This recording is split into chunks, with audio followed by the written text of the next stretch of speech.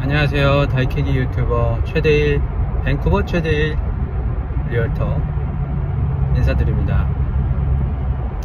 점점 오프닝이 좋아지고 있네요. 네, 처음에는 입에 안 붙더니만 일단은 열심히 한번 해보겠습니다. 또 이렇게 영상을 켜는 이유가 쇼잉 끝나고 또 이제 사무실로 복귀하는 중입니다. 네, 오늘은 전에 계속 말씀드렸었던 새 리얼터, 뉴 리얼터랑 올드 리얼터 뭐가 다른가, 스탠다드가 높아야 한다. 새로운 리얼터는 그만큼 그렇게 어렵게 했고, 자기네들도 여러가지 바뀐 점들이 있고, 예전이랑 비교할 때 새 리얼터들은 진짜 하이 스탠다드를 가지고 일을 했으면 좋겠다 라고 얘기하네요. 퍼블릭한테 창피할 정도로 하지 말고, 퍼블릭 일반 분들한테 욕먹지 말고 잘 해라, 뭐 이런 거죠. 동의합니다. 네, 동의해요. 자, 오늘은 또 하나 궁금했던 부분을 제가 또 알게 돼서 한번 영상을 켰는데요. 자, 하이 스탠다드, 뭐 뉴 스탠다드 이런 얘기를 하면서 이제 보통 저희가 이제 리얼터들도 이제 자기 혼자 하는 분들 계시지만, 이제 뭐 어디냐, 그 인디드나 이런 데 보면은 또 리얼터들을 하이어하는 그룹들이 있어요. 뭐 아무래도 그 그룹이 바빠지고 하다 보면 사람 손이 필요한 건 맞죠. 그러면서 이제 인디드에 보면 월급이 꽤 높습니다. 월급이 뭐 일단 라이센스 가지고 있는 경우에는 처음에 이게 좀 힘들어요. 처음부터 여기를 가면 참 좋은데, 처음에 그 시험 붙고 나서 라이센스 그 UBC에서 시험을 붙고 나서 컴포넌트 뭐 BCFSA 컴포넌트 1, 2를 하고 이러면은 뭐 템포러리 라이센스를 결정을 해야 되잖아요. 그 브로커리지를 결정해야지 템포러리 라이센스가 나오거든요. 근데 그 전에 사실, 그러니까 처음부터 리얼터를 준비하는 사람들은 다 알겠지만, 다른 일을 하다가 오신 분들은 이거 시험 붙고 라이센스를 나오려면은 브로커리지를 선택해야 되는데, 인디드에 잡 보니까 또 얘네들도 다른 브로커리지, 저기는 또 다른 브로커리지, 이게 뭐지? 한국 분들은 또 다른 데서 일하고, 이런 것들을 그러니까 확인하면서 조금 당황스러울 수도 있습니다. 그리고 또 이렇게 인디드에 이렇게 그러니까 란을 기재하다 보면은 너가 브로커리지에 속해 있냐, 그 다음에 라이센스가 풀 라이센스냐, 뭐 이렇게 물어봐요. 그러니까 결론적으로는 그들도 컴포넌트를 좀 다 끝낸 사람을 원하긴 합니다. 그러니까 결론적으로는 처음이 좀 힘들다. 처음에 그 컴포넌트 3까지 끝내는데 한 5개월 정도, 6개월 정도 걸리거든요. 그때 좀 힘듭니다. 다행히 저 요즘 생각이 났는데, 내가 만약에 솔로로 했다면 내가 트럭을 타고 다니니까, 남들은 우버도 하고 그러는데, 우버나 스킵더 DC도 열심히 뜹니다. 그 첫 고객 생기기 전까지는 그렇게 하는 거죠. 네, 거기 저는 동의합니다. 마인드가 아주 좋지 않습니까? 그런 마인드입니다, 저는. 근데 제가 트럭을 갖고 있으니까 생각을 해보니까, 뭐 잔디 깎아주는 거나 무슨 짐 옮겨주는 거나 뭐 이런 것들, 그 다음에 네, 집 포지션 할 때나 뭐 클로징 할 때 뭐 이런 것들이 있죠. 그런 것들을, 아니면 스테이징 뭐 이런 것들, 아니면 사진, 이런 것들을 해도 돈을 좀 벌 수가 있겠구나 생각을 하더라고요. 보드에서 하는 수업 웰컴 오리엔테이션에 보니까 이 업계 리얼터의 스테이징의 사진만 계속 찍어주다가 결론적으로는 자기가 리얼터 라이센스를 딴 친구들도 있더라고요. 그런 거 보면 백그라운드가 꼭 그 뭐 100% 라이센스 부동산을 해야 되겠다 해가지고 오는 친구보다는 뭐 그쪽 관련 종사를 하고 있든가 아니면은 좀 다른 필드에서 일을 하다가 오는 사람들도 많은 것 같습니다. 그래서 생각을 해보니까 제가 또 사진을 또 찍을 수 있으니까 사진도 스테이징 때 찍어주고, 그 다음에 제 이름으로 그냥 비즈니스를 내면 될 것 같아요. 그리고 또 하나는 뭐 잔디를 깎아준다든가 뭔가를 움직여준다든가 그런 것들을 다 할 수 있는 기어들이 다 있습니다. 제가 운이 좋게. 네. 또 캐나다에 오래 살고 또 지금은 하우스에 얹혀 살긴 하지만 하우스에 살다 보니까 그런 뭐 하우스에 필요한 것들, 도구나 툴이나 뭐 이런 것들이 있습니다. 그리고 차도 사실 이게 이렇게 보여도 이게 저기 트럭입니다. 미드 사이즈 트럭입니다. 그래서 뒤에 짐을 실는 거나 뭐 그런 것들을 하면서 알바를 해도 되겠다, 됐었겠다, 이런 생각을 합니다.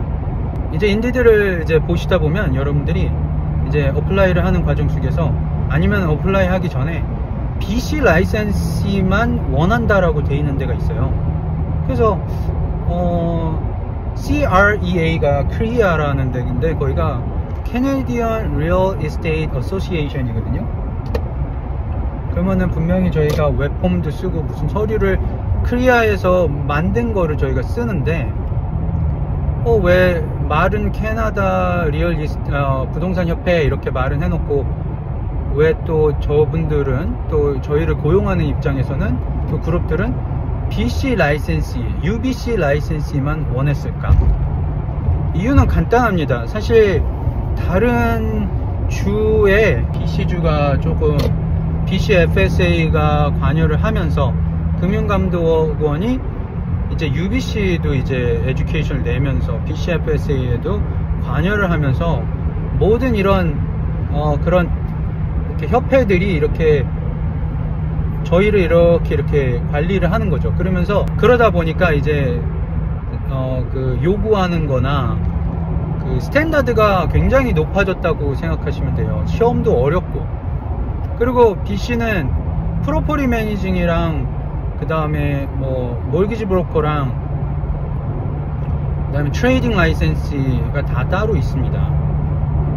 하나 좋은 점은 알버타 같은 경우는 이제 그 뭐 베어랜드 스트라라랑 뭐 땅 이런 것들이 다 따로 따야 된다고 들었어요. 근데 또 반면에 BC에서는 그 리얼터 자격증만 있으면 다 할 수 있습니다.